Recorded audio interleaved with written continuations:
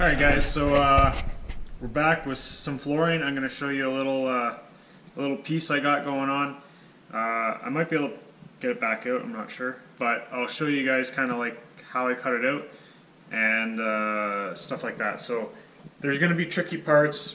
Like I've seen a lot of these videos of people how to lay floor and stuff, and basically they take a bedroom or they take a space where it's basically a big old square. It's empty.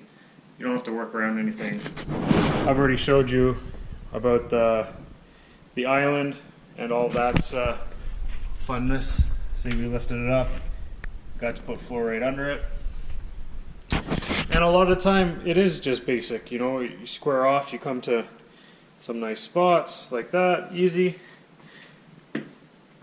But occasionally, if you're working in a pantry and your pantry is kind of 45, this is kind of the stuff you're going to have to do. So we cut a line this way, then this way, then this way. So there's like 3 different angles going on here. And we did that. And this is another great tool you're going to have, especially when you're going to finish up some stuff. Or in a case like this, maybe just snugging it up. So what we did, let's see if I can bring that in. So you see on this piece here, it's got that bit of a lip, and it's supposed to end up going in and then sitting straight, and that's how it kind of locks in place. Well, in this case, there was no way, since we did cut under the baseboard, or not the baseboard, under all this trim, we cut it away, and there's pieces around somewhere. Maybe I threw them out. We cut out under that so the flooring can go underneath. But that being said, that means it doesn't give me the room to get it locked in place, because you need to have this kind of motion. Well, if that's flush with that, we can't get that kind of motion. So we took this little bit of a tongue off to make it pretty much flush. So if I can pull it back out. Yeah, there. Oh, here we go. That's perfect. So you can, right here, you can see the cut, the angle I had to do. Right? So that it can meet up with that. As you can see, I took the tongue off because it would have looked like this, but there's no tongue there. And that's just to kind of accommodate us getting it in there. Oh, there we go.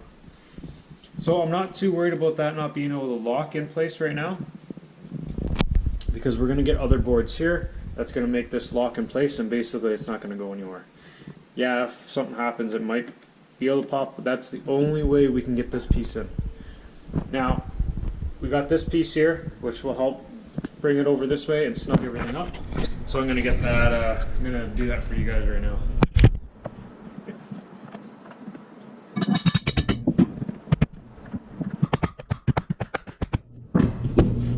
That's nice and flush.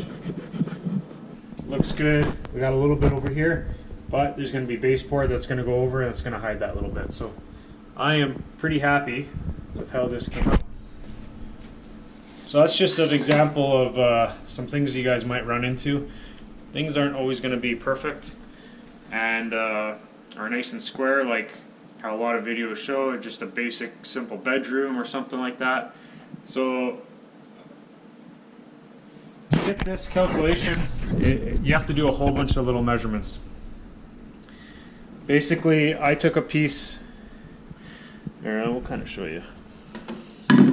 To get a lot of the measurements, I just temporarily put this piece in.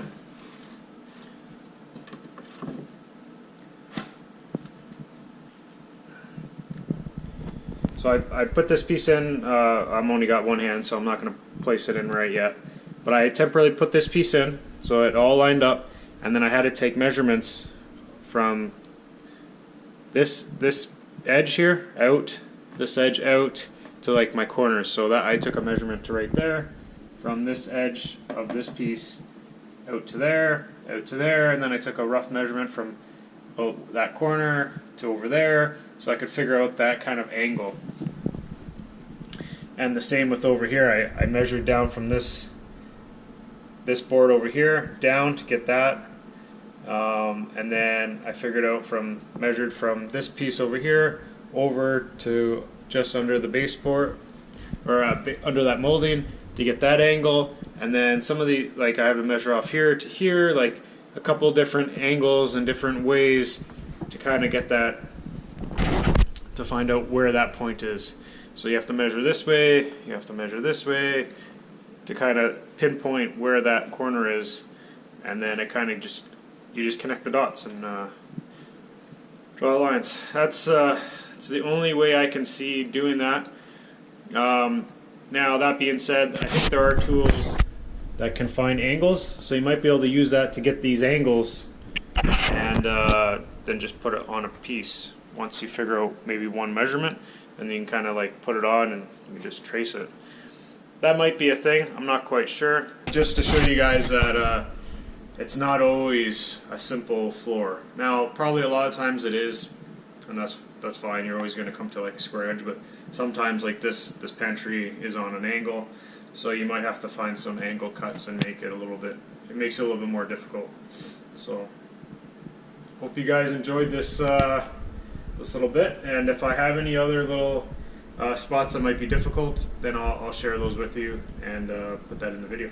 So we're doing this door. We've figured this is the furthest this way, and that's the farthest that way, with accounting for our 1/4 inch spacing. This one, I didn't account for this 1/4 inch spacing because that is going to be the furthest on the outside. We'll probably come in a little bit.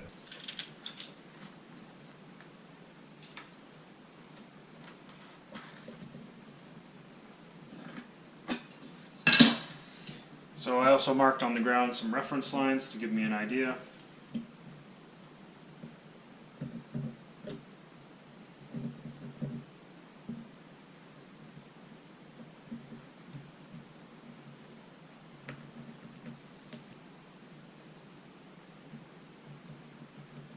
Sure, got that right. Yep. We've only got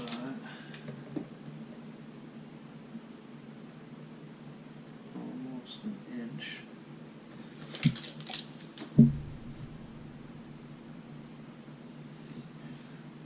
That's our shut-off line there.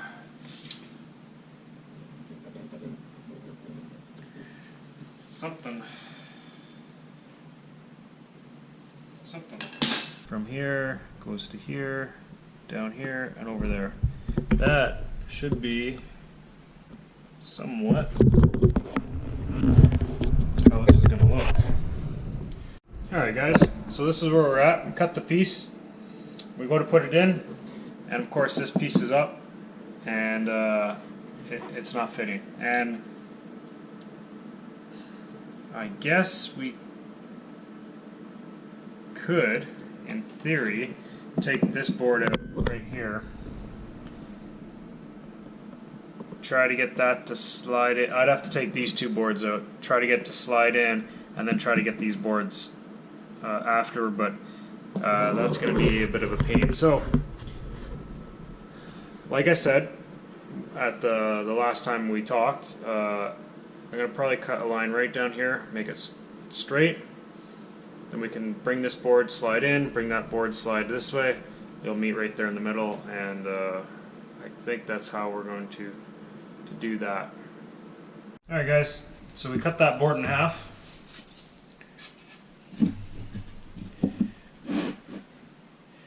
So the idea is to get it as close as we can and get it to lock in place. Well, I guess it is locked in place. Boom. Look at that. Fits under there nicely.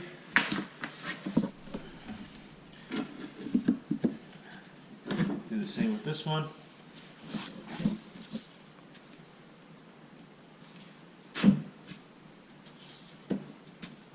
Might have to give this one a tap. Oh, there we go. Okay, so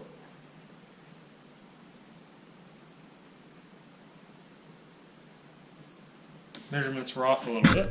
This side was bang on. This side was bang on. our next piece, because we kind of already lined it up with our next piece, that might not work out, so we might actually have to redo this whole piece right here, which is not a big deal.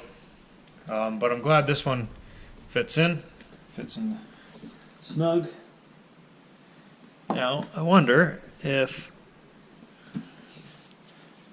maybe it's this piece that isn't fitting properly. No, because we had, yeah. So this one, the angle was definitely cut wrong. So we'll do that. We'll change that angle up and we'll bring it back and see how everything fits.